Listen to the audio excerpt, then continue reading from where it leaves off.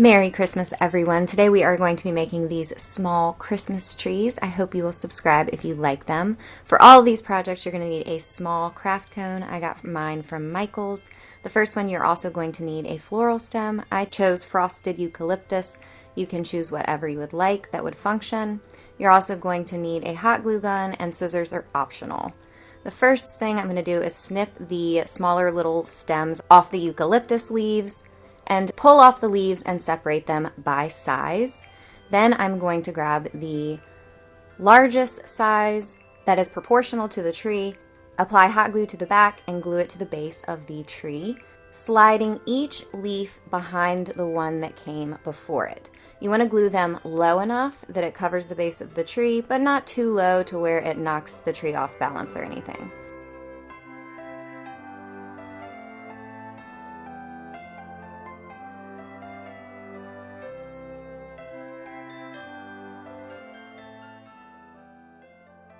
Continue around the tree until you meet the other leaves, and you want to just grab a leaf and measure to make sure that it fits in that spot. If there are any little pieces hanging off, you can absolutely throw a dab of glue there and glue that spot down.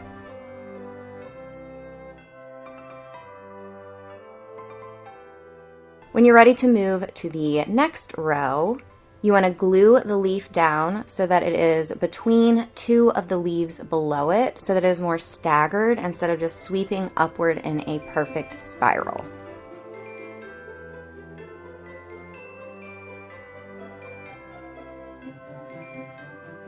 And if you get to a spot where you need to overlap, it's totally fine. Nature isn't perfect.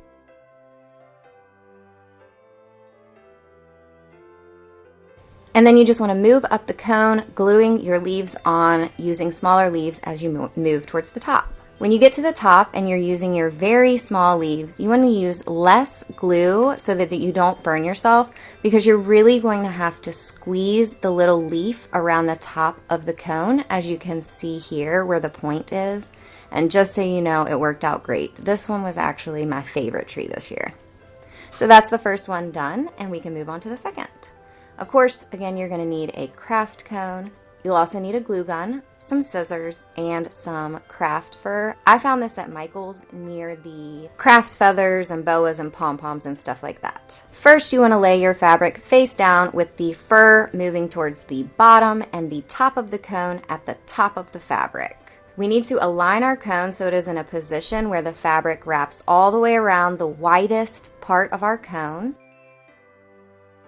So once you have that alignment correct, mine ended up being perfectly in the center. You can just add some glue to the fabric and then line your cone up where the top of the point is at the edge of the fabric. So what we're going to be doing is wrapping and stretching the fur around the fabric. So I'm just measuring to see where I might want to put my glue. Then I'm adding a strip of hot glue, and then you really want to stretch the fabric around so that it is taut, and then really apply pressure so that it's nice and secure. So that gave us some security.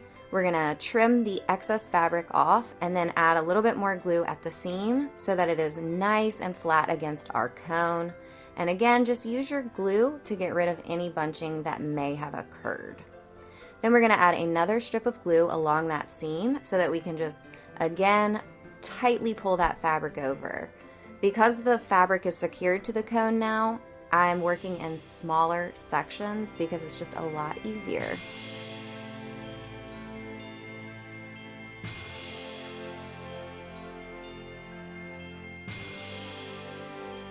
Now we can get rid of some of that excess fabric to finish up the cone. I'm cutting off the excess at the bottom first, leaving 1.5 to 2 inches at the base. Then pulling up the fur on the tree so I can make my final trims. That way the tree won't look like it got a blunt haircut at the bottom. So now that I have the fur moved up, I can just trim it along perfectly at the base. Now I am going to finish up my seam, so cutting off the excess fabric there, just getting as little fabric there as possible where it will still overlap. Then again, working in small sections because it's harder to glue this hot glue gun down to a slippery surface. Making sure to get it really well wrapped around the top top so that the point of the cone isn't exposed, and trying not to get any chunks of glue in the tree. It's okay if those little strings are there. Just make sure that you try not to get any chunks, because the strings you can pull off later. Then giving it a little bit of a haircut so that it's not too shaggy on the bottom when we set it down, and the tree is all finished. For our final tree, we are of course going to need our cone, a battery operated tea light. It has to be battery operated. It cannot be a flame. You'll also need a drill, as well as 3 different size drill bits, very small ones. I will put the actual sizes in the description box. And then you're going to need a can of spray paint in the color of your choice.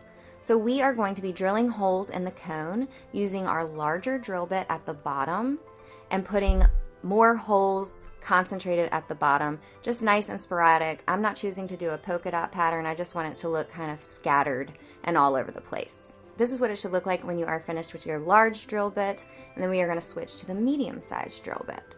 So a couple of things. Always hold the drill where it is not going to get your fingers.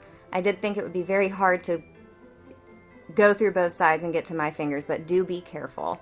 With your medium-sized drill bit, you want to use those more towards the center of the cone, but also mixing a few holes into the base where you had the larger drill bit. Then switch to your smaller sized drill bit and put them sporadically more towards the top of the cone. Again, being very careful there.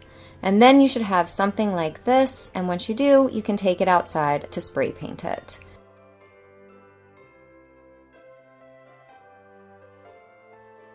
Once it's dry, bring it back inside, pop your tea light underneath, again, battery operated, and you are good to go. So those are our 3 trees for today, guys. I hope that you enjoyed them. Merry Christmas. Please subscribe if you haven't already, and I will see you in my next video. Thank you.